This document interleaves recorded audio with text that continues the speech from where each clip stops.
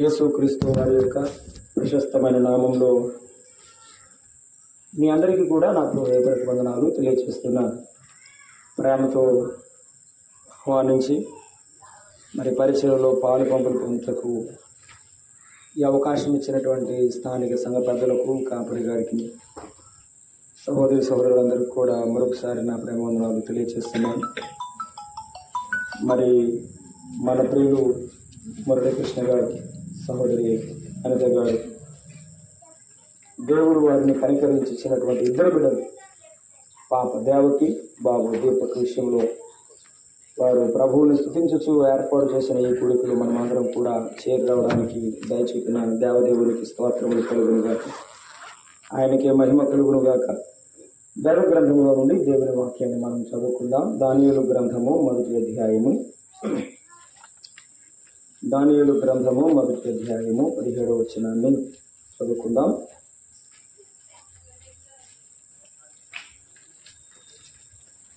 ఈ నలుగురు బాలుల సంగతి ఏమనగా, దేవుడు వారికి జ్ఞానమును సకల శాస్త్ర ప్రవీణతయు వివేచనయు అనుగ్రహించెను.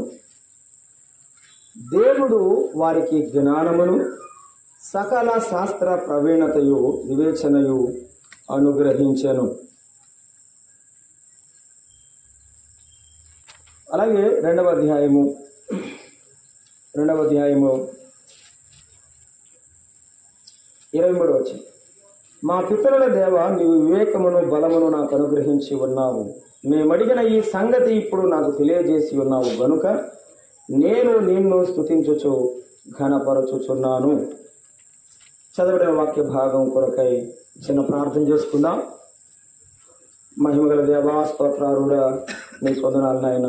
మీ ప్రియబిడలు తమ జీవితంలో మీరు చేసినటువంటి కృపను జ్ఞాపకం చేసుకొని హెచ్చించకూడదు, మిమ్మల్ని గణపరచకూడదు. ఈ రాత్రి వేళ ఏర్పాటు చేసిన కూడికలో మీ బిడ్డల స్వరాలను ముట్టి వినా మహిమ కొరకు పాడించిన దేవా, మీకు వందనాలు. ఈ కీర్తన ద్వారా మీ నామమునకు మహిమ కలిగినందుకు స్తోత్రములు దేవా. ఈ రాత్రి మీ మాటలు వినడానికి మేమందరం కూడా మీ గడప యొద్ద కనిపెట్టుకుని ఉన్నాము. గంపెడ ఆశతో మీ వైపు ఎదురు చూస్తున్నాం. దయ చూపించండి. ఈ రాత్రి వేళ శిలువ వేడిన మా ప్రభువుని యేసుక్రీస్తు ప్రత్యక్షపరచబడినట్లుగా సహాయం చేయండి. గొప్పదగు మీ నామమునకు మహిమ, పాపికి రక్షణ, దేన కుటుంబానికి దీవెన, చేరువచ్చిన మా అందరి జీవితాలకు క్షేమము, ఆశీర్వాదం కలిగించుమని క్రీస్తు యేసు నామమున వేడుకొనుచున్నాము తండ్రి, ఆమేన్. ప్రభునందు ప్రియమైన సహోదరులారా, సహోదరులారా, దైవ గ్రంథంలో మనము దానియేలు గ్రంథము మొదటి అధ్యాయము 17వ వచనములో దేవుడు అనుగ్రహించిన జ్ఞానము కలిగిన బాలుల గురించి ఒక మాట చదువుకున్నాం. దేవుడు వారికి జ్ఞానమును సకల శాస్త్ర ప్రావీణ్యతయు ఇచ్చాడు అనే మాటను మనం చదువుతున్నాం. సామెతల గ్రంథములో జ్ఞానమునేనే, జ్ఞానాధారము నేనే అన్నాడు ఆయన. జ్ఞానమిచ్చువాడు ఆయన, జ్ఞానమిచ్చువాడు ఆయన. యాకోబు పత్రికలో మొదటి అధ్యాయములో యాకోబు భక్తుడు రాసి అన్నాడు, ఎవడైనా జ్ఞానము కుదురుగా ఉన్నాడులా వాడు దేవుని అడగవలెను అని దేవుని వాక్యం సెలవిస్తున్నది. అయితే లోక సంబంధమైన జ్ఞానం ఈ లోకములో ప్రతి ఒక్కరూ కలిగి ఉన్నారు. పుస్తకాల ద్వారా, వారి అనుభవాల ద్వారా వారు కలిగిన జ్ఞానం ఉన్నది. కానీ దేవుడు దానియేలుకి ఇచ్చిన జ్ఞానం, ఆ నలుగురు బాలుకి ఇచ్చిన జ్ఞానం లోక జ్ఞానము వంటిది కాదు. దేవుడు సొలొమోనుకి ఇచ్చిన జ్ఞానం లోక జ్ఞానము వంటిది కాదు. ఆ ప్రజలందరూ ఇది దైవ జ్ఞానమని ఎంచారు. ఈ రాత్రి వేళ ఈ బాలుల జీవితంలో నుండి వారు జ్ఞానవంతులు అని చెప్పడానికి ఆధారం, బైబిల్ ఆధారం ఏమి చెప్తున్నది? వారి జ్ఞానము మూలమైన దేవుని ద్వారా వారు ఎలా పొందారు? ఈ లోకంలో ఉన్న ప్రతి ఒక్కరూ కూడా జ్ఞాన సముపార్జనలో పరుగులెత్తుచున్న ప్రపంచంలో మనం బ్రతుకుతున్నాం. ప్రతి ఒక్కరు కూడా వయసుతో నిమిత్తం లేకుండా జ్ఞానం సంపాదించాలి, దాని ద్వారా కీర్తి ప్రతిష్టలు రావాలని ప్రతి ఒక్కరూ ప్రయాసపడుతున్నారు. కానీ ఈ బాలురు కీర్తి ప్రతిష్టల కొరకు ప్రయాసపడలేదు, దాని కొరకు వారు ఏమీ చేయలేదు. కానీ దేవుడు వారికి ఇచ్చిన జ్ఞానం అవసరమైనప్పుడు ఆ సందర్భానికి కావలసిన జ్ఞానాన్ని దేవుడే వారికి అనుగ్రహించాడు. అలాగైతే ఈ రాత్రి వేళ ఆలకించండి మిత్రులారా, దేవుని వాక్యములో ఈ బాలురు దేవుని యొక్క సన్నిధిలో వారు ఏ జ్ఞానాన్ని కలిగి ఉన్నారు? ఒక మాట చదువుకుందాము. 1వ అధ్యాయము 12-14 వచనాలు. దేవుడు వారితో మాట్లాడినటువంటి జ్ఞానం సకల శాస్త్ర ప్రావీణ్యత నాడు. శాస్త్రాల గురించి ఇప్పుడు చూడలేము, కానీ జ్ఞానమును గురించి మనం చూస్తున్నాం. 1వ అధ్యాయము 12-14 వచనాలు మనం చూస్తున్నాం. వారు అక్కడ ఒక చిన్న క్లిష్టమైన సమస్యను వారు ఎదుర్కొన్న సందర్భంలో జరిగినటువంటి విషయాన్ని మనం చదువుకుంటున్నాం. 1వ అధ్యాయము 12వ వచనం. వారు ఏమని చదువుతున్నారు? 12వ వచనం. భోజనమునకు శాఖాధాన్యులను, పానమునకు నీళ్లు దాసులమగు మాకు అప్పగించి దయచేసి 10 దినముల వరకు మమ్మను పరీక్షించము. పిమ్మట మా ముఖములను రాజు నియమించిన భోజనమును భుజించు బాలుర ముఖములను చూచి నీకు తోచినట్టుగా నీ దాసులమైన మా ఎడల జరిగించుము అన్నారండి. అందుకతడు ఈ విషయంలో మీ మాటకు సమ్మతించి అనే మాట బైబిల్లో రాయబడి ఉంది. జరిగిన సందర్భం చెప్తాను, దేవుని పిల్లలకు అర్థమవుతుంది. ఇది ఇశ్రాయేలు ప్రజలు నెబుకద్నెజరు రాజు చేత చెరపట్టబడి తీసుకొని పోబడ్డారు. 1వ అధ్యాయంలో కొంతమంది జ్ఞానము కలిగిన రాజవంశంలో ఉన్న బాలురు అక్కడ తీసుకొని వెళ్ళారు. అక్కడికి వెళ్ళిన తర్వాత వాళ్ళ భాష లేదు, వేరే భాష ఉంది. అక్కడికి వెళ్ళిన తర్వాత వారి ఆహారపు అలవాట్లు లేవు, వేరే ఆహారం ఉంది. కానీ ఈ బాలురు ఏమన్నారంటే, అయ్యా ఆ భోజనమును లేకపోతే అక్కడ ఆ భోజనశాలకు అప్పగింపబడిన అధిపతితో వారు ఏం చెప్పారంటే, మాకు ఈ ఆహారం పడదయ్యా, మేము తినము, మాకు వేరొక ఆహారం ఉన్నది, మాకు శాకాహారాన్ని ఇప్పించండి, రాజభోజనం మాకు వద్దు అని చెప్పారు. మేము అలాగ ముట్టుకోకూడదు, మేము అలాగ తినకూడదు అని ఆ యొక్క అధిపతితో చెప్తే ఆ అధిపతి వారి మాట నమ్మాడటండి. ఏమిటి చెప్పండి? ఆ మాటకు ఆ యొక్క అధిపతి సమ్మతించాడట. ఎన్నాళ్ళు చెప్పారు ఈ మాట? అప్పుడే చెప్పారు. ఇక వారికి ఏమీ ఎక్కువ సమయం లేదు, ఆయనతో ఇంటరాక్షన్ అవడానికి, మాట్లాడడానికి ఎక్కువ సమయం లేదు. కానీ వారి ఆ మాటలలో వింటూ ఉండగానే ఆ అధిపతికి నమ్మకం కలిగింది. వారి మాటల్లో జ్ఞానం వారితో మాట్లాడుతూ ఉండగానే 19 వచనం, రాజుతో మాట్లాడగా అనే మాట చదువుతారా? 1వ అధ్యాయము 19 వచనం. రాజుతో మాట్లాడగా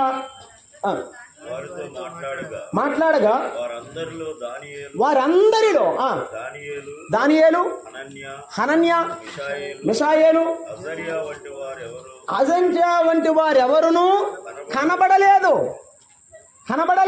ఇంకా కింద వచనంలో ఆఖరి లైన్ చదవండి, ఆ మాట చెప్తున్నాడు ఆయన. వారే రాజకీయముఖమని వారు 10 అంతల శ్రేష్ఠులని తెలపబడింది. వారు 10 అంతల శ్రేష్ఠులని తెలపబడెను. గమనిస్తున్నాం. వారి మాటలో జ్ఞానం ఎందుకు ఉందంటే, వారు ఎందుకు ఆ అధిపతిని వారు కన్విన్స్ చేస్తున్నారో, సమాధాయిస్తున్నారో, వారు ఏం తినాలో ఏం తినకూడదో వారు ముందుగానే నిర్ణయించుకున్నారు కాబట్టి దానికి కట్టుబడి ఉన్నారు. వారి మాటలలో జ్ఞానయుక్తంగా అధిపతికి చెప్తున్నారు. ఈనాడు యవనస్తులకు కానీ చిన్నపిల్లలకు కానీ లేనిది ఏంటంటే మాట సరిగా మాట్లాడలేకపోవడం. చదువు ఎంతైనా చదవచ్చు, డిగ్రీ ఎంతైనా చదవచ్చు, ఏమైనా చేయొచ్చు, మంచి జ్ఞానం ఉండవచ్చు, కానీ వారి మాటలో ఏమి లేదు, జ్ఞానం లేదు. జ్ఞానం లేదు. మరి పల్లెటూరులో అంటారు, ఈ ఊర్లో అంటారు, లేదు పొల్లిరిచినట్టు చెబుతున్నాడు రా అంటారు. ఎట్లా? కటిక్కని చెప్తారు. ఏం చెప్తారో అర్థం కాదు. వారు నేను చెప్పేదే కరెక్ట్ అన్నట్టు చెప్తుంటారు అనమాట. వారి మాటలు అలా ఉంటాయి. కానీ ఈ బాలుర మాటలు, ఈ బానిసలుగా వచ్చిన వీరి మాటలు, పరాయి దేశంలో బ్రతుకుతున్న వారి మాట ఎవరు చెప్పినా నమ్మేటట్టుగా, అంత జ్ఞానయుక్తంగా, అంత నింపాదిగా, అంత నెమ్మదిగా మాట్లాడుతున్నారు. వారి మాటల్లో జ్ఞానం చూడండి. ఈనాటి ప్రపంచంలో, ఆనాటి ప్రపంచం కాదు, ఈనాటి ప్రపంచంలో బ్రతుకుతున్న మనుషుల మధ్యలో మాటలు సరిగా లేవు, మాటలే సరిగా లేవు. కీర్తన గ్రంథం 85వ అధ్యాయము 3వ వచనాన్ని మనం చదువుకుంటున్నాం. కీర్తన గ్రంథం 58వ అధ్యాయము 3వ వచనాన్ని మనం చదువుదాం. చూడండి, 58వ అధ్యాయము 3వ వచనం. 58వ అధ్యాయము 3వ వచనం. తల్లి కడుపున పుట్టినది మొదలుకొని భక్తిహీనులు విపరీతమైన బుద్ధి కలిగి ఉందరు, పుట్టిన తోడనే అబద్ధములాడుచు తప్పిపోవుదురు అన్నాడండి. మానవ జీవితంలో ఎంత జ్ఞానం చెప్పినా ఇది మానరట. ఏది? అబద్ధం ఆడటం మానరట. అబద్ధం ఆడటం మానడం లేదు. పుట్టిన తోడ నుండి, చిన్న బిడ్డల దగ్గర నుండి పెద్దవారి వరకు ఆ అబద్ధం అనేది వారి జీవితంలో అలాగే ఉండిపోయింది. చదువు ఎంతైనా చదవని, జ్ఞానం ఎంతైనా ఉందని చెప్పని, ఎంతైనా సంపాదిస్తాను సామర్థ్యం ఉందని చెప్పని, కానీ మనసులో ఏముంది? అబద్ధం. అబద్ధం. భార్యతో అబద్ధం, పిల్లలతో అబద్ధం, తల్లిదండ్రులతో అబద్ధం, అన్నదమ్ములతో అబద్ధం, జీవితమే అబద్ధం. ఈనాడు మానవుని జీవితంలో అలాగే ఉన్నది. రాజుల గ్రంథం 2వ అధ్యాయంలో మనం జ్ఞాపకం చేసుకుంటే 8వ వచనంలో దైవజనుడైన ఎలీషా ఆ కొండ ఎక్కి దాటిపోతుండగా అక్కడ కొంతమంది పిల్లలు ఉన్నారు. ఆ పిల్లలు ఏమంటారంటే దైవజనుడిని, బోడివాడా ఎక్కిపోము, బోడివాడా ఎక్కిపోమని వారు అపహాస్యం చేసే పిల్లలు, అబద్ధమాడే పిల్లలు కాదు. ఈ పిల్లలు మరో రకమైన పిల్లలు. ఎటువంటి పిల్లలు? అపహాస్యం చేసే పిల్లలు. చదువు ఉందా, జ్ఞానం ఉందా, విద్య ఉందా? కాదు కాదు. వారి జీవితమే అపహాస్యంగా కనబడుతుంది, వారి జీవితమే అగమ్య గోచరిగా కనబడుతుంది. పెద్దకి చిన్నకి తేడా లేదు, ఆ దైవజనుడికి మానవునికి సామాన్యుడికి తేడా లేదు. వారిలో దైవ భయం లేదు. ఈనాడున్న యవన బిడ్డల్లో కూడా జ్ఞానం ఎంత ఉన్నా, చదువు ఎంత ఉన్నా వారిలో భయం లేదు. ఒకప్పుడు మా తాత వాళ్ళు ఎదురొస్తే ఎదురుకు వెళ్ళి తాతయ్యకి నమస్కారం చేసి దీర్ఘాయుష్మాన్ భవ అని చెప్తే తాతగారు పంపించేవారు. ఇప్పుడు తాతయ్యతో మంచి నుండి ఇచ్చే మనవాడు లేడు. ఏమెక్కువైంది? జ్ఞానం ఎక్కువైంది. ఏమెక్కువైంది? జ్ఞానం ఎక్కువైంది. అబద్ధమలాడుచు తప్పిపోయేవారు కొందరైతే, అపహాస్యం చేస్తూ జీవితంలో ఇదే ఘనమైనది అని చెప్పుకునేవారు మరికొందరయ్యారు. అసలు ఇంకొక మాట అన్నాడు కీర్తన గ్రంథం 14వ అధ్యాయం 1వ వచనంలో, దేవుడు లేడని బుద్ధిహీనుడు తమ హృదయములో ఏమనుకుంటున్నారు? దేవుడు లేడని బుద్ధిహీనుడు తమ హృదయములో అనుకుంటున్నారు. మేము అనుకున్నదే జ్ఞానం, మేము చేస్తున్నదే జ్ఞానం, మాకు కలిగినదే జ్ఞానం, అసలు దేవుడు ఎక్కడ ఉన్నాడు, మేమే జ్ఞానవంతులం అని చెప్పుకుంటున్నారు. ఈనాడు మానవుని జీవితం ఇలాగే సాగిపోతా ఉంది. మొదటి అధ్యాయం రోమాపత్రిక 21వ వచనం. మొదటి అధ్యాయము రోమాపత్రిక 21వ వచనాన్ని మనం చదువుకుంటున్నాము. మరియు వారు దేవుని ఎరిగి వారు దేవునిగా మహిమపరచలేదు, కృతజ్ఞతాస్తుతులు చెల్లింపలేదు, కానీ తమ వాదములయందు వ్యర్థులైరి. 22వ వచనం. వారి అవివేక హృదయము.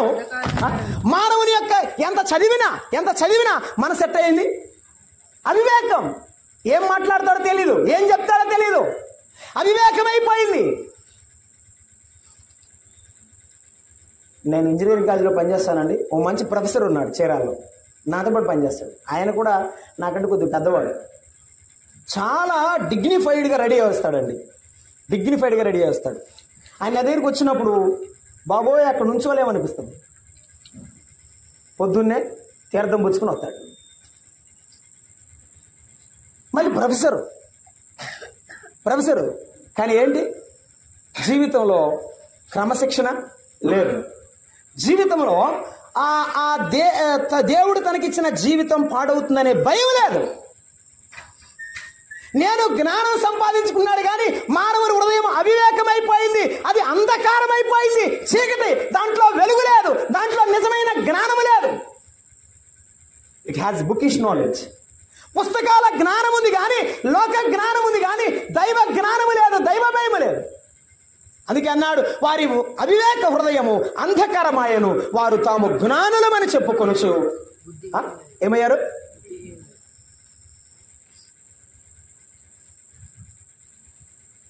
మానవుడు బుద్ధిహీనుడు అవుతున్నాడా?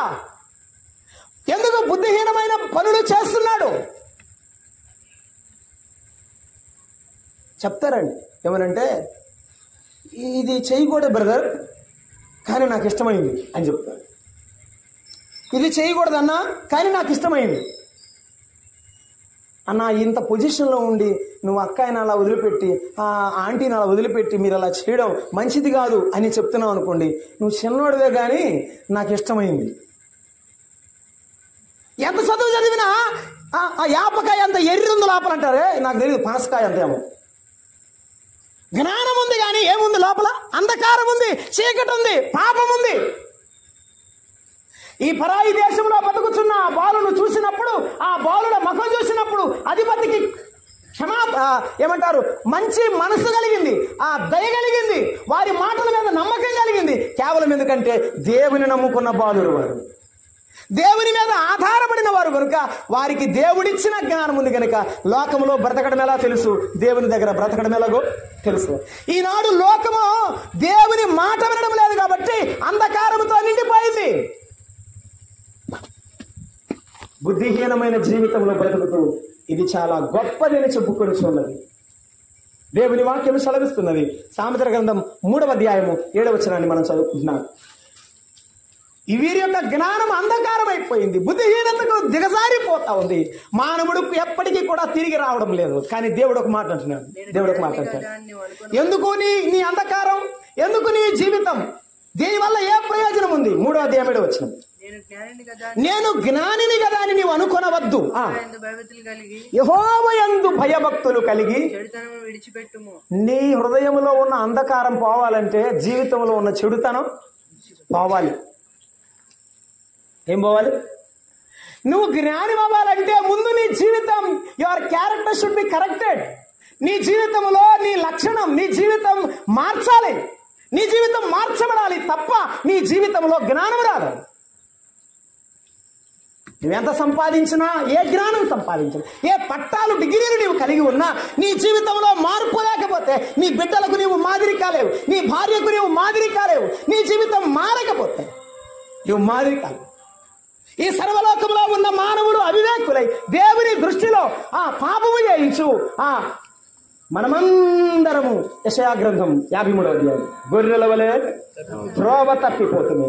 మనలో ప్రతివాడు చెప్పండి, తనకిష్టమైన త్రోవకు, పిల్లల త్రోవ, భార్య త్రోవ, తండ్రి త్రోవ, అన్నదమ్ములు ఎవరి దారి వారిది, యమునా తీరే. అలాగైపోతే కుక్కలు చింపిరిస్తున్న వల్లే కుటుంబాలు కూలిపోతున్నాయి. జ్ఞానము లేదు. సామెతల గ్రంథం చెప్పిన మాట 14వ అధ్యాయం, జ్ఞానవంతురాలు తన ఇల్లు, జ్ఞానవంతుడు కూడా, జ్ఞానవంతుడైతే తన ఇల్లు కట్టుకుంటాడు, జ్ఞానవంతురాలు తన ఇల్లు కట్టుకుంటుంది. ఈ రాత్రి నీ జ్ఞానం ఎక్కడుంది? నీ జ్ఞానం ఉంటే నీవెందుకు దేవుని మాట వినకుండా నీ జీవితాన్ని పాడు చేసుకున్నావు? నీ జీవితంలో ఉన్న చెడును తీసివేసుకో, నీ జీవితంలో ఉన్న పాపాన్ని, చెడుతనమును అసహించుకో. యెహోవా యందు భయభక్తులు కలిగి ఉండము, నీ జీవితంలో ఉన్న చెడుతనమును తొలగించుకొను. మనం 8వ అధ్యాయం సామెతల గ్రంథం అన్నాడు. 8వ అధ్యాయం సామెతల గ్రంథంలో ఒక మాట అన్నాడు, ఏమనంటే యెహోవా యందు భయభక్తులు కలిగి ఉండుట ఏమనగా అని 8వ అధ్యాయంలో ఆయన చెప్పినాడు. సామెతల గ్రంథకర్త 13వ వచనంలో యెహోవా యందు భయభక్తులు కలిగి ఉండుట ఏమసహించుకోవడం?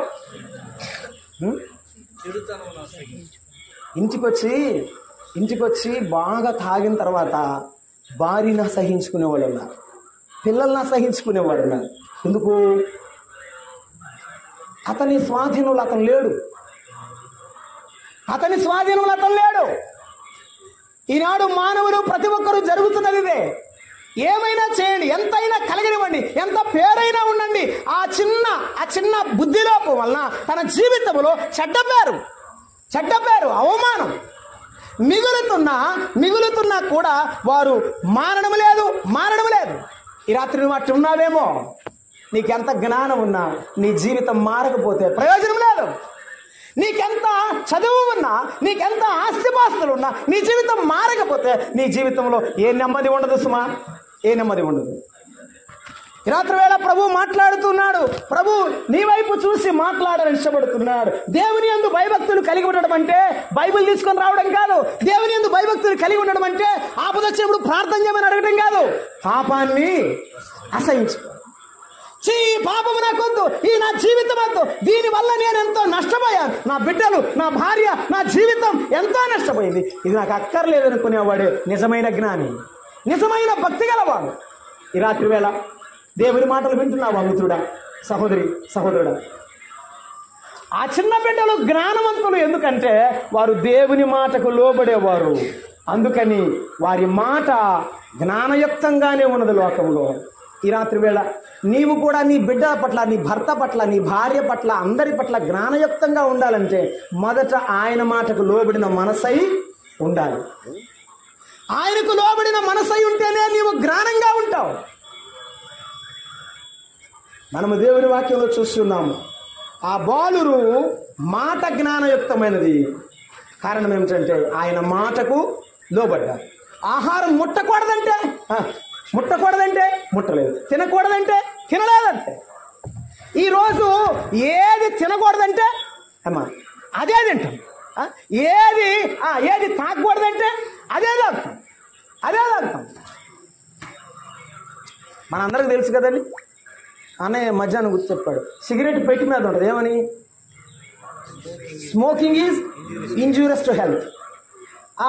సీసా మీద ఉంటుంది కింద, మీకు తెలుసులే సీసా, దాని మీద ఏముంటుంది, alcohol consumption is injurious to health. మద్యపానం త్రాగడం ఆరోగ్యానికి సుఖం, బాగా తాగండి, ఒళ్ళుగొల్ల ఇల్లుగొల్ల. తర్వాత పెట్టి మీద రాసి ఉంది, అది కూడా తాగకూడదు, ఆరోగ్యం బాగుండదు అంటుంది. కానీ ఏం చేస్తారు, ప్రభుత్వం రేట్లు పెంచినా ఆ రేటింగ్ తగ్గట్లేదంట. ఇటీవల పేపర్లు వేశారు, ఏది తాగే శాతం తగ్గట్లేదు, రేట్లు పెంచింది గవర్నమెంట్. అవసరమైతే ఆ రేట్లు ఎందుకు పెంచారని తిరుగుతున్నారు రేపు ఓట్లు వేసే వాళ్ళు ఇప్పుడు కూడా. కానీ ఇది మాత్రం చెప్పండి మారిపోయి. టీవీ ముందుకు వచ్చి ఒక ఆయన చెప్తున్నాడండి, ఎట్ట పెంచుతారండి, మేము ఎట్టేయాలి వాళ్ళ ఓటు అన్నాడు ఆయన. ఏంటి తాగడం మానుకోడట, రేట్లు పెంచామని అడుగుతున్నాడు. ఏమి జ్ఞానం సంపాదించిన మానవుడు. అలాగైతే నీ బిడ్డలు నిన్ను చూసి అదే బతుకుతారు, నిన్ను చూసే నీ బిడ్డలు నిన్ను అనుసరిస్తారు. ఒకవేళ నీవు అలాగున చేసిన వాడు అయితే నీ బిడ్డలను దారి తప్పించిన తల్లి అవుతావు, తండ్రి అవుతావు, అన్నదమ్ముడు అవుతావు. కుటుంబానికి నష్టం చేస్తున్నావు, నీ జీవితానికి నష్టం నీవే తెచ్చుకుంటున్నావు, ఇంకెవరు తేవడం లేదు. ఈ రాత్రి ఆలోచన చేయండి. దేవుని మాటలు వింటున్న మిత్రులారా, వారి మాటలో జ్ఞానం ఉంది కనుక వారు తమ జీవితాన్ని కాపాడుకున్నారు. రెండవ మాట మనం చూస్తున్నాము, 1వ అధ్యాయం 8వ వచనంలో చదువుకుంటాం. చూడండి, 1వ అధ్యాయము 8వ వచనం, దానియేలు గ్రంథం 1:8. రాజు భుజించు భోజనమును పానము చేయు ద్రాక్షారసమును పుచ్చుకొని తన్ను అపవిత్రపరచుకొనకూడదు అన్నాడు. వారి ఉద్దేశం ఏంటి, తినొచ్చా తినకూడదా కాదట. కింద రాశాడు ఏమని, అపవిత్రపరచుకోకూడదు, మా శరీరాలు అపవిత్రపరచకూడదు, మా మనస్సులు అపవిత్రపరచకూడదు, మలినమవ్వకూడదు, పాడవకూడదు. ఏనాడైతే నేను నా జీవితం, నా కుటుంబం పాడవకూడదు అనుకుంటావో అప్పుడు బాగుపడ్డట్టే. జ్ఞానము దేంట్లో ఉంది, మాటలో ఉంది. జ్ఞానము దేంట్లో ఉంది, వారి జీవితంలో కనబడుతుంది. అయ్యా వారి జీవితంలో కనబడుతుంది. నీ జీవితంలో కనబడాల్సింది ఏమిటంటే ఒకటి తీర్మానం.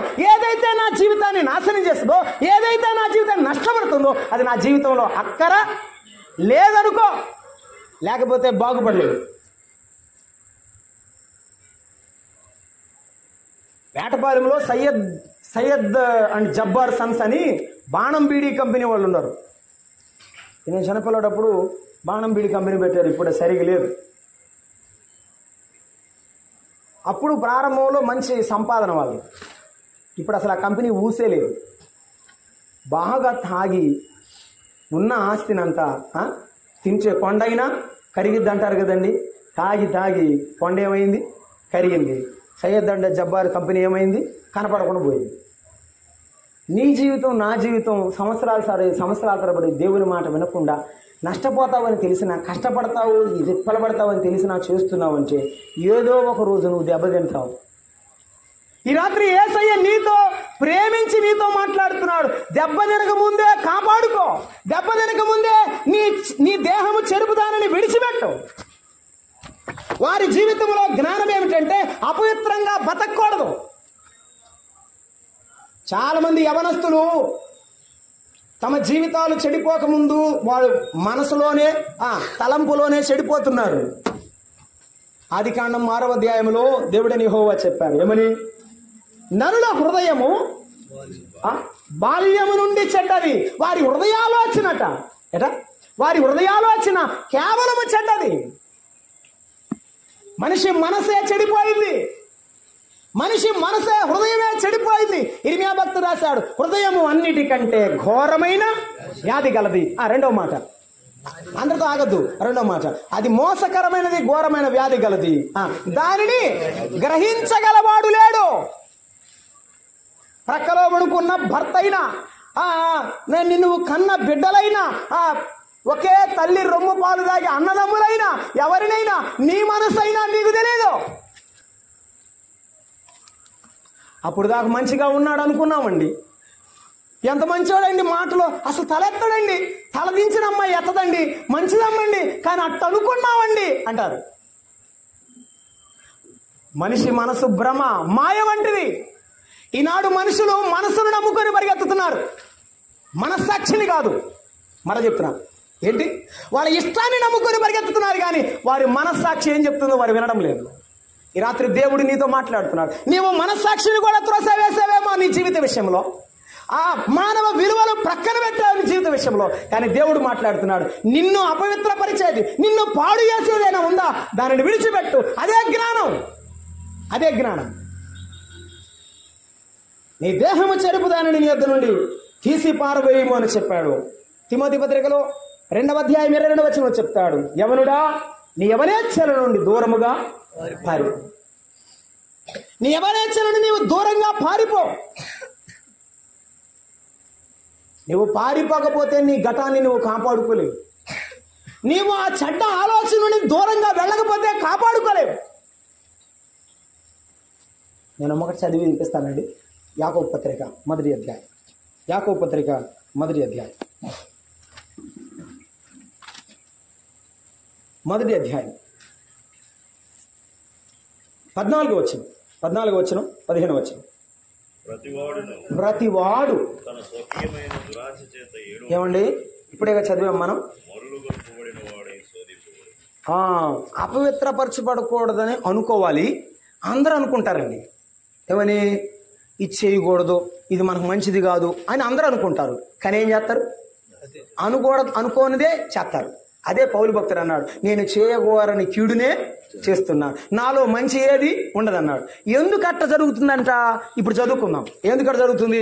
యవన బిడ్డలు ఎందుకు అలా తగ్గిపోతున్నారంటే చెప్తున్నాడు, ప్రతి వాడును స్వకీయమైన దురాశ చేత ఈడవబడి అని వాక్యం రాశాడు. మరులు గొల్పబడిన వాడే శోధింపబడుతున్నాడు. మనుషులో ఏముంది? దురాశ. ఏముంది? దురాశ. ఆ దురాశ ఏమవుతుందట? మరులు గొల్పుతుందట. మరలా చూద్దాం, మరలా చేద్దాం, ఇంకొకసారి చూద్దాం, ఇంకొకసారి చేద్దామని చూసి ఇక దానికే బానిస అయ్యేస్తున్నాడు. దారినే పోతున్నాడు. ఏదో వాల్ పోస్టర్ కనపడింది, చూడకూడదు, అదే ఎందుకులే అనుకున్నాడు. ఆడదాకా పోయినాక ఎట్టుందో చూస్తే బాగుంటుందని మళ్ళీ వెనక్కి తిరిగాడు. మళ్ళీ ఒకసారి చూసినాక ఇదేదో బాగుండేది, మళ్ళీ ఇంకోసారి తిరిగాడు. ఏమిటి, మనసు అంత ఏడుంది? అంత దూరం పోయినా కూడా ఏడుంది? మనసు పోస్టర్ మీదే ఉంది. యవన బిడ్డలు ఇలా ఉన్నారు ఈ రోజుల్లో. ఈ ట్విట్టర్ వాడితే బాగుంటుంది, ఈ ఇన్స్టాగ్రామ్ వాడితే బాగుంటుంది, ఈ ఫేస్బుక్ వాడితే బాగుంటుంది, ఈ వాట్సాప్ వాడితే బాగుంటుంది. తలకాయ దాంట్లో ఉంటుంది, బయటికి రావట్లేదు తెల్లారిందాక. అందుకే చిన్న వయసులోనే నరాల బలహీనత, కళ్ళకు కళ్ళజోడు రావటుంది, సోడా బుడ్డి పెట్టాల్సి వస్తుంది, అందరికి తలా ఒకటి వచ్చేస్తుంది. ఎందువల్ల అంటే యవన బిడ్డలు వాటికి బానిసైపోతుంది. అందుకే నీవు స్వకీయ దురాశ చేత మరులు కల్పబడి ఈడవబడుతున్నావు. ఆ పాపము నిన్ను ఈడ్చుకొని వెళ్తుంది. కింద రాశాడు, వదకు సిద్ధమైన గొర్రెవలే. ఎలా అంట? ఈడవబడుచున్నాడు. ఆదివారం పూట మటన్ తెస్తారు కదండి, దాన్ని కోసేటప్పుడు అంట కాలు గట్టుకొని ఈడ్చుకెళ్తారట. రాకపోతే ఏం చేస్తారు? గట్టిగా ఈడ్చుకెళ్తారు. ఇక అంతే. అలాగున్న పాపము చేయాలనుకునేవాడు మరులు కలపబడిన తర్వాత అర్ధరాత్రి అయినా నిద్ర లేదు, పట్టపగలైనా నిద్ర లేదు, ఏ పని చేసినా ధ్యాస లేదు. అదే తిరుగుతా ఉంది బుర్రలో. తిరిగి తిరిగి ఆ బుర్రలోది గూడు కట్టుకొని, ఆ పాపపు ఆలోచన నీ మనసునందు గూడు కట్టుకొని అది హృదయంలోనికి దిగిన తర్వాత, ఆ కార్యరూపము హృదయంలోనికి వచ్చిన తర్వాత నీ చేతులు నీ కాళ్ళు నీ స్వాధీనంలో ఉండవు. పాపము కొరకు పరిగెత్తుతావు. కారణం ఏమిటంటే ఒక్కసారే ఒక క్షణంలో జరగదండి. ఇది బుర్రలోకి రావాలి, బుర్రలోది గుండెలోకి దిగాలి, గుండెలోది శరీరం చేత పని చేయించబడాలి. దీనికి టైం పడుతుంది. దీనికి నువ్వు ఒప్పుకున్నావు కాబట్టి ఇలా జరుగుతుంది. ఈ రాత్రైనా జ్ఞానయుక్తముగా ఆ పాపము నుండి బయటపడు. జ్ఞానయుక్తముగా నీలో ఉన్న చెడుగు నుండి బయటపడు. లేకపోతే నీవు నష్టపోతావు. దేవుని మాట చెప్తున్నా. ఆ జ్ఞానులు ఆ ఆహారం వలన అపవిత్రపరచుకోకూడదని ఆహారాన్ని కూడా వద్దనుకున్నారు. వారికి ఎవరు ముఖ్యం? దేవుడే ముఖ్యం. ఆహారం కంటే దేవుడే ముఖ్యం. రాజభోజనం కంటే, రాజా మర్యాద కంటే దేవుడే ముఖ్యం అనుకున్నారు. చాలా మంది విలువలు ముఖ్యం కాదట, నా ఇష్టం ముఖ్యం అంటున్నారు. కుటుంబ విలువలు కాదు, జీవిత విలువలు కాదు, నా ఇష్టం ముఖ్యం అంటున్నావు. ఈ రాత్రి ఏం చేస్తావు అని ఇష్టం. దేవుడు నీకు జీవితం ఇస్తే దాన్ని నీ చేతిలో పెడితే చేతులో కాల్చేస్తున్నావే. దేవుడికి లెక్క చెప్తావు. దేవుడికి నీవు లెక్క చెప్పాలి. సృష్టించిన దేవుని యొద్దకు మరలా నీవు తిరిగి వెళ్ళేటప్పుడు లెక్క చెప్పాలి. మాటలో జ్ఞానవంతులు వారు దేవుని దగ్గర నేర్చుకున్నారు. జీవితంలో జ్ఞానవంతులు అపవిత్రపరచబడకుండా బ్రతకాలని ఆశపడి వారు జీవించారు. మన ప్రభువు అయిన యేసుక్రీస్తు వారు ఈ లోకములో ఉన్నప్పుడు ఆయన ఒక మాట చెప్పారు, నాలో పాపం ఉన్నదండి, మీలో ఎవడు? ఆయన మాటలో తప్పులు వెతికిన వారు లేరు, ఆయన జీవితంలో తప్పులు వెతికిన వారు లేరు. అసలు తప్పు పట్టాలని ప్రయత్నం చేశారట కానీ ఆయన మాటలో తప్పు కనుగొనలేదు. అందుకే పిలాతు అన్నాడు, ఈయనలో ఏ నేరము నాకు కనబడలేదు. ఈయనలో ఏ నేరము కనబడలేదు. పేతురు రాసిన మొదటి పత్రిక 2వ అధ్యాయం. పేతురు రాసిన మొదటి పత్రిక 2వ అధ్యాయం 21వ వచనాన్ని మనం చదువుకున్నాం. క్రీస్తు మీ కొరకు బాధపడి మీరు తన అడుగుజాడలు నడుచుకున్నట్లు మీకు మాదిరి ఉంచిపోయాను. ఆయన పాపము చేయలేదు.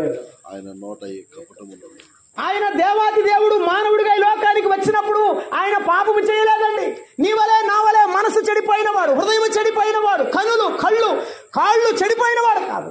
ఆయన పాపము లేకుండా జన్మించాడు, ఆ పాపము లేకుండా జీవించాడు. మనందరి కొరకు అప్పగింపబడినప్పుడు ఆయన గురించి భక్తుడు రాసినడేమని, ఆయన పాపము చేయలేదు. ఆయన పాపము చేయలేదు. ఆయన నోట ఏ కపటము లేదు, ఆ మాటలో కపటము లేదు, జీవితంలో కపటము లేదు. అందుకే అన్నాడు, నాలో పాపం ఉన్నదని మీలో ఎవడు?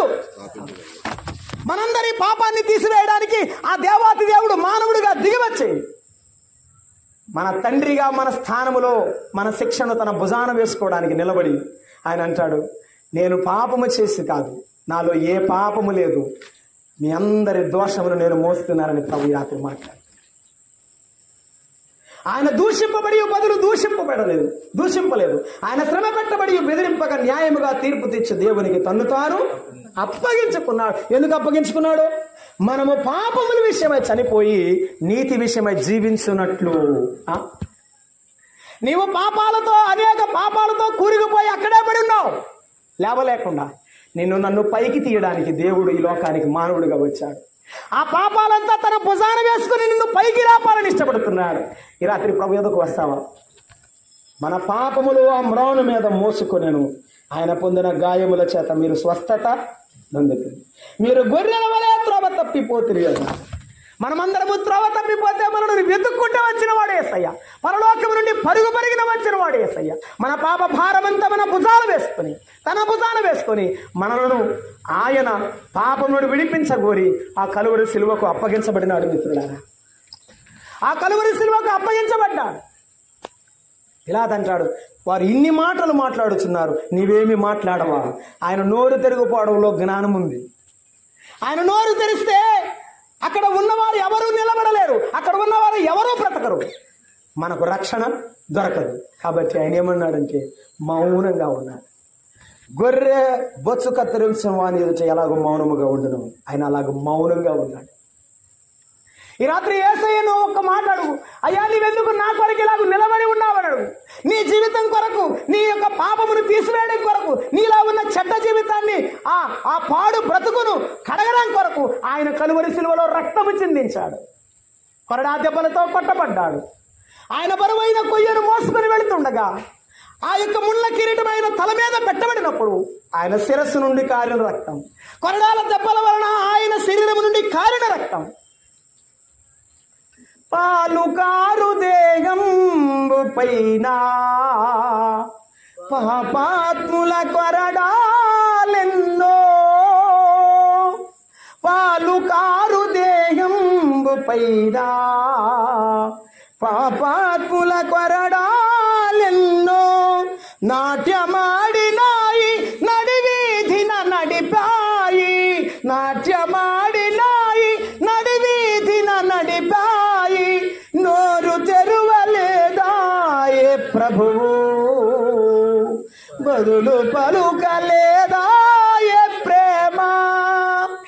ఆ కుమారుడు కోసం నోరు తెరవకూడదనుకున్నాడు, నా కుమార్తె కోసం నేను నోరు తెరవకూడదనుకున్నాడు. ఆయన మౌనంగా అలాగే నిలబడ్డాడు. దొంగలలో దొంగగా ఎంచబడ్డాడు. ఆ శాస్త్రులు పరిశీలన హేళన చేయబడ్డాడు. ఆ సైనికుల మధ్య అపహాస్యం పొందాడు. ఆ ఎత్తైన కొండ మీద ఆయన శిలువ పైన పరుండబెట్టి మేకును దిగగొట్టి ఆ ఎత్తైన కొయ్యను వారు భూమిలో దిగగొట్టినప్పుడు దొంగల మధ్య వేలాడి తీయబడ్డాడు. ఆ ప్రభు అంటాడు, తండ్రి వీరేమి చేయుచున్నారు, వీరెవరి గారికి వీరిని. ఈ రాత్రి యేసయ్య చెప్పే మరొక మాట ఏంటి తెలుసా? అయ్యా అమ్మ, నువ్వేం చేస్తున్నావో నీకు తెలియదు, నువ్వేం చేస్తున్నావో నీకు తెలియదని యేసయ్య నీ మీద జాలి పడుతున్నాడు. ఇప్పటికి కూడా ఈ రాత్రి అయినా నీవు యేసయ్య మీద ఆనుకోగోరితే, యేసయ్యను ఆశ్రయించగోరితే, యేసయ్యా యేసయ్యా నా జీవితం మంచిది కాదు, నా జీవితంలో పొరపాట్లు ఉన్నాయి, నా జీవితంలో చిన్న చిన్న లోపాలు ఉన్నాయి, నన్ను క్షమించు ప్రభువా, నా పాపము కొరకు నీవు చనిపోయావని నేను వాక్యం వింటుండగా నన్ను క్షమించమని నేను ప్రార్థన చేస్తున్నాను. నా జీవితాన్ని మార్చివేయి ప్రభువా. నా మాటలో జ్ఞానము లేదు, నా జీవితంలో జ్ఞానము లేదు, నేను బుద్ధిశూన్యుడను, నేను పశుప్రాయుడనై అవివేకినై మాటలాడి తిని అన్నాడు భక్తుడు. చాలాసార్లు నిన్ను నిందించాను, దూషించాను. ఈ రాత్రి నీ యొద్దకు వస్తున్నాను ప్రభువాని.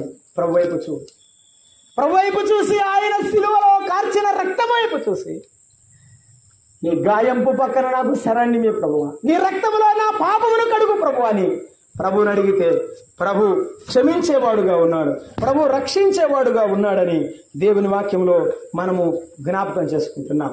ఒకటి, వారి మాటలో జ్ఞానం, ఎందుకంటే ఆయన మాట విన్నారు కనుక దేవుడు వారికి ఇచ్చిన జ్ఞానం. రెండు, వారి జీవితంలో జ్ఞానం, ఎందుకంటే అపవిత్రమైన బ్రతుకు వారికి వద్దనుకున్నారు కనుక వారి దేవుని యొద్దకు వచ్చారు కాబట్టి వారి జీవితం పవిత్రమైంది. ఈ రాత్రి నీవు కూడా యేసయ్య యొద్దకు వస్తే, నాకు ఈ పాడు బతుకొద్దు, ఈ పాడు లోకం నాకు వద్దు, నాకు యేసయ్య కావాలి, నీవే నా జీవితాన్ని బాగు చేసి నా కుటుంబాన్ని దీవించమని అడిగితే దేవుడు నీ పాపాన్ని క్షమిస్తాడు. మూడవ మాట జ్ఞాపకం చేసుకుందాం. దానియేలు గ్రంథం 2వ అధ్యాయం 17-18 వచ్చిన. దానియేలు గ్రంథం 2వ అధ్యాయము 17-18 వచ్చిన. అప్పుడు దానియేలు తన ఇంటికి పోయి తన స్నేహితులను హనన్యాకును, మిషాయేలుకు, అజర్యాకును సంగతి తెలియజేసి, తానును తన స్నేహితులు బబులోనులో తక్కిన జ్ఞానంతో కూడా నశింపకున్నట్లు ఆ కల యొక్క మర్మము విషయములో పరలోకమందున దేవుని వలన కటాక్షము పొందు నిమిత్తమై ఆయనను వేడుకొనుడని వారిని హెచ్చరించెను. చనిపోయేది వాళ్ళేనా? అందరా అన్నాడు రాజు. దానియేలు అక్కడ ఉన్నటువంటి 9 బాలురు పరిస్థితి ఏంటి తెలుసా? అయ్యో అమాయకులని వీళ్ళు కూడా చనిపోతారా? అలాగైతే రండి మిత్రులారా, మనము ప్రార్థన చేద్దాం, మనము చనిపోకుండా ప్రార్థన చేద్దాం, ఆ ప్రజలను రక్షించడానికి ప్రార్థన చేద్దాం. వారు ప్రార్థన చేస్తే దేవుడు విన్నాడు. దేవుడు వారి మొరాలకించాడు. కాబట్టి దేవుడు వారిని క్షమించి ఆ యొక్క గొప్ప అపాయము నుండి, రాజు చేతుల నుండి దేవుడు ఏం చేశాడు చెప్పండి? దేవుడు ఏం చేశాడు? తప్పించాడు. తనకు ప్రార్థన చేయి వారికి రక్షించుటకు ఆయన శక్తిమంతుడై ఉన్నాడు అన్నాడు. నీ జీవితంలో జ్ఞానం ఏంటో తెలుసా? ప్రార్థన చేయడమే. జ్ఞానయుక్తమైన ప్రార్థన. సమయం లేదు, నేను గుర్తు చేస్తాను. అపోస్తల కార్యముల గ్రంథం 22వ అధ్యాయంలో ఒక యవనస్తుడు నాకు బలముంది, నాకు ధనముంది, నాకు అధికారం ఉందని అధికార పత్రాలు చేతిలో పట్టుకొని బయలుదేరాడు. ఏం చేయడానికి? దేవుని పిల్లలను హింసించడానికి, స్త్రీలను పురుషులను ఈడ్చుకొని వెళ్ళి చెరసాల్లో వేయడానికి బయలుదేరాడు. అతడు బయలుదేరి ఆ రీతిగా ఆ ఎర్రని ఎండలో గుర్రం మీద ప్రయాణమై వెళ్తున్నాడు. బలానికి తక్కువ లేదు, ధనానికి తక్కువ లేదు, జ్ఞానానికి తక్కువ లేదు, అధికారానికి తక్కువ లేదు, నాకు ఇక ఎదురు లేదనుకున్నాడు. అలాగున పరిగెత్తుతున్నవాడు ఒక్కసారిగా పరలోకములో ఉన్నటువంటి ఆ యొక్క వెలుగు చేత ఏమయ్యాడు? అక్కడే నేల మీద పడిపోయాడు. కళ్ళు పోగొట్టుకొని అలాగూ చూస్తున్నాడు. దేవుడు సౌలా సౌలా, దేవుడు కేకేస్తే, యేసయ్య కేక వేస్తే సౌలేమన్నాడు, ప్రభువా నీవెవరు? నాకు తెలియదు, నీవు హింసించుచున్న యేసును అన్నాడు. మిత్రులారా వినండి, అవునా నీవింత శక్తి గలవాడవైతే నీకు ఎదురు తిరిగానా? నీవింత శక్తి గలవాడైతే నీకు లోబడకుండా నీ బిడ్డలను హింసించానా? అయ్యో ఇంతకాలం నీకు వ్యతిరేకంగా బతికానా అని సౌలు దుఃఖపడుతున్నాడు. సౌలు ఏడుస్తున్నాడు. కళ్ళు పోయిన తర్వాత మోకాళ్ళ మీద ఏం చేస్తున్నాడు? ప్రార్థన చేస్తున్నాడు. అననీయ వచ్చి సౌలు ఎవరో నాకు తెలియదయ్యా అని అంటే దేవుడు ఏం చెప్పారు? ఇదిగో అతడు ప్రార్థన చేస్తున్నాడు. ఏం చేస్తుంటాడు చెప్పండి? ఏం చేస్తుంటాడు? కళ్ళు పోయిన తర్వాత ఏం చేస్తుంటాడు? సహజంగా అక్కడ బైబిల్లో లేదు, మీరు ఊహించండి. ఏం చేస్తుంటాడు? నువ్వేనా నువ్వు ఉన్నావా? నువ్వు దేవుడు కాదనుకున్నాను, నిన్ను వ్యతిరేకించాను. ఎంతోమంది నీ చేతులు చంపాయి, ఎంతోమంది ప్రాణం తీయడానికి కళ్ళు పరిగెత్తాయి. నాకు ఇట్లాంటి శిక్ష జరగాల్సిందే, కానీ ఈ కళ్ళు లేకుండా బతకలేనేమో. నన్ను క్షమించి యేసయ్యా అంటే ప్రభు ఏం చేశాడు? క్షమించి నా సాధనంగా నువ్వు బ్రతుకు అని దేవుడు సౌలును పౌలుగా మార్చి దీవించి పంపాడు. ఈ రాత్రి నా జీవితాన్ని మార్చేవాడు నీవేనయ్యా. నీకు చాలాసార్లు వ్యతిరేకంగా బతికాను, వ్యతిరేకంగా మాట్లాడాను, వ్యతిరేకంగా జీవించాను, నీకు నేను దూరమయ్యాను. ఏనాడు నీకు ప్రార్థన చేసి నా జీవితాన్ని మార్చమని అడగలేదు, ఏనాడు నా బ్రతుకును కడగమని అడగలేదు. ఈ రాత్రి నిన్ను అడుగుతున్నాను, నీ రక్తముతో నా పాపము కడగమని అడుగు. పౌలును మార్చినట్టుగా, సౌలు జీవితాన్ని పౌలుగా మార్చినట్టుగా, ప్రార్థించిన సౌలును పౌలుగా మార్చినట్టు ఈ రాత్రి నీ జీవితాన్ని, పాపి జీవితాన్ని పరిశుద్ధునిగా చేస్తాడు యేసయ్య. ఈ రాత్రి మార్చే దేవుడు ఆయన. వారు చేసిన ప్రార్థన వలన ఆ ప్రజలను దేవుడు రక్షించాడు. ఈ రాత్రి నీవు చేస్తే ప్రార్థన నీ జీవితాన్ని దేవుడు రక్షిస్తాడు. ఆయన మారు మనసుకు పాత్రుడుగా, రక్షణకు పాత్రుడుగా దేవుడు చేసేవాడుగా ఉన్నాడు. వారు అలాగూ చేసిన తర్వాత, వారు రక్షింపబడిన తర్వాత దానియేలు రాజు ముందుకు తీసుకొని రాబట్టబడ్డాడు. అయిపోయిందిగా. ఆపదలో ఎవరైనా ప్రార్థన చేస్తారు, ఆపద మొక్కులు ప్రార్థన అంటారు. రాజు ముందుకు వచ్చిన తర్వాత దానియేలు గ్రంథంలో 2వ అధ్యాయంలో, దానియేలు నీవు దైవ జ్ఞానము వంటి వాడు అంట కదా, ప్రజలందరూ చెప్పుకుంటున్నారు, నీవేం చెప్తావు అని అడిగితే దానియేలు చెప్తున్న మాట ఏమిటంటే, మనం జ్ఞాపకం చేసుకుందాం 2వ అధ్యాయము 28వ వచనం. అయితే మర్మములు బయలుపరచు దేవుడు పరలోకమందున్నాడు. ఏం చెప్తున్నాడు అని తెలుసా? రాజా నేను కాదు జ్ఞానిని, నాది కాదు జ్ఞానం రాజా, నా జ్ఞానం ఇచ్చింది ఎవరు? నా దేవుడు ఇచ్చాడు రాజా, ఆ దేవుడు ఇచ్చాడు రాజా. రాజు ముందు కూడా దేవుణ్ణి మర్చిపోయినాడు, చెరసాల్లో మర్చిపోయినాడు, బానిస బతికిన దేవుణ్ణి మర్చిపోయినాడు. ఈ రాత్రి నీవు దేవుని మర్చి జీవిస్తున్నావేమో. దుష్టుడు దేవుని మర్చి జనులందరూ పాతాళమునకు దిగిపోతారని బైబిల్ చెప్తుంది. దానియేలు దేవుడు చేసిన మేలు మర్చిపోలేదు, దేవుణ్ణి మర్చిపోలేదు. అక్కడే చెప్పడం కాదండి, మర్మములు బయలుపరచువ దేవుడు పరలోకములో ఉన్నాడని ఆ రాజుకు తెలియచేస్తున్నాడు. అదే సందర్భం కాదు, చాలా సందర్భాల్లో దేవుని ఘనపరిచిన వాడు మన జ్ఞాపకం చేసుకునే చదువుకునే సందర్భాలలో 6వ అధ్యాయంలో కూడా మరొక అపాయం కలిగినప్పుడు అక్కడ దేవుని ఘనపరచాలి. నీ జీవితంలో నీకు కలిగిన వాటితో దేవుని దగ్గర కృతజ్ఞతగా ఉన్నావా, కృతజ్ఞత లేకుండా ఉన్నావా? ఆలోచన చెయ్యి. దేవుని సన్నిధిలో ప్రభు నిన్ను అడుగుతున్నాడు. ప్రభు నీ వైపు చూసి మాట్లాడడానికి ఆయన ఇష్టపడుతున్నాడు. ఒకటి, మాటలో జ్ఞానవంతుడు. ఈనాడు ఉన్న యవనస్తులు మాటలో జ్ఞానం లేదు, మాటలోనే తప్పిపోతున్నారు. నీవెక్కడ తప్పిపోయావో తిరిగి రమ్మని యేసయ్య అడుగుతున్నాడు. 2, జీవితంలో జ్ఞానం. ఈనాడున్న యవనస్తులు జీవితంలో తప్పిపోతున్నారు. తల్లిదండ్రులు ఎంత భద్రంగా ఉన్నారనుకున్నా బయటికి వెళ్ళిన తర్వాత ఏం జరుగుతుందో వారికి తెలియడం లేదు. వారికి తెలియకుండానే పాడైపోతున్న జీవితాలు ఎన్నో ఉన్నాయి. ఈ రాత్రి అయినా తిరిగి వస్తావని యేసయ్య మాట్లాడుతున్నాడు. 3, వారి ప్రార్థనలో జ్ఞానం ఉంది. చాలా మంది ప్రార్థన చేస్తారు, జ్ఞానం ఈ ప్రభువా, ఉద్యోగం ఈ ప్రభువా అని ప్రార్థన చేస్తారు, కానీ నా జీవితాన్ని మార్చు ప్రభు అని కొంతమందే చేస్తారు. ఈ రాత్రి నువ్వు ఏ ప్రార్థన చేస్తున్నావో జ్ఞానయుక్తమైన ప్రార్థన చేయి. ఆశీర్వాదంగా ప్రార్థన చేసినాడు యేసు, నీ రాజ్యంలో నన్ను జ్ఞాపకం చేసి. ప్రార్థన చేద్దాం, తలలు వంచండి. ప్రార్థన చేద్దాం, తలలు వంచండి.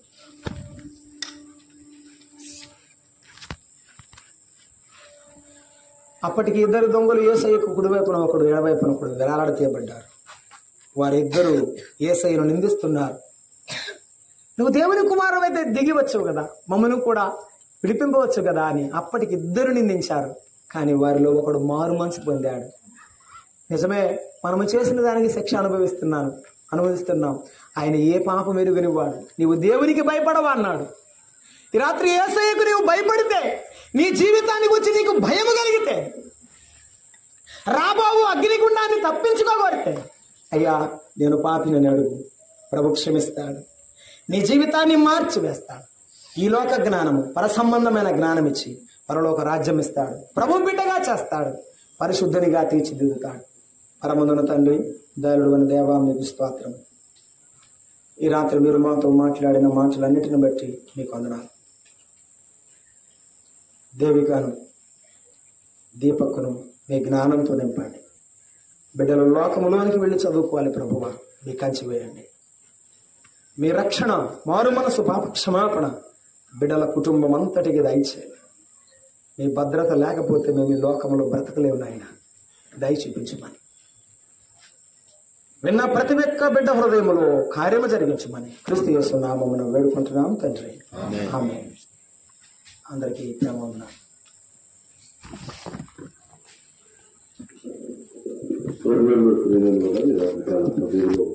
స్పష్టమైన సువార్త విన్నాం.